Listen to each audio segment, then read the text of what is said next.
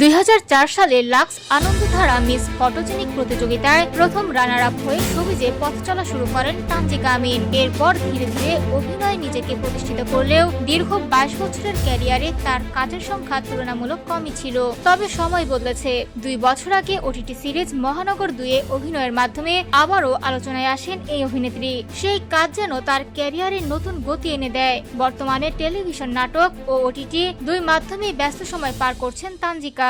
অভিনয়ের পাশাপাশি ব্যক্তিজীবন নিয়েও একসময় বেশ আলোচনায় ছিলেন তিনি। 2011 সালে স্থপতি এনামুল করিম নির্ঝরের সঙ্গে বিবাহ বন্ধনে আবদ্ধ হন তানজিকা। তবে সেই সম্পর্ক বেশি দিন টেকেনি। মাত্র 2 বছরের মাথায় ঘটে বিচ্ছেদ। বিচ্ছেদের কারণ নিয়ে নানা গুঞ্জন থাকলেও সম্প্রতি এক সাক্ষাৎকারে নিজেই বিষয়টি পরিষ্কার করেছেন এই অভিনেত্রী। তিনি বলেন, দুজন ভালো মানুষ হয়েও আমরা একসঙ্গে ভালো থাকতে পারিনি। নির্ঝর খুব ভালো মানুষ, সে এখন নিজের জীবনে ভালো আছে, আমিও আমার জায়গায় ভালো আছি।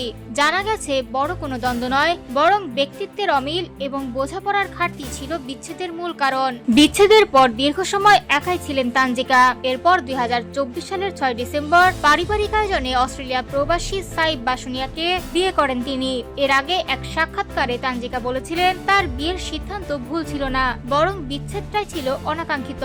তার ভাষায়, আমাদের সময়টা সুন্দর ছিল, আমি তা উপভোগ করেছি, কোনো অনুশোচনা নেই। এদিকে আসন্ন ঈদুল আজহায় সাগর জাহান পরিচালিত নতুন নাটক অপর চোখে দেখা যাবে তানজিকা আমিনকে।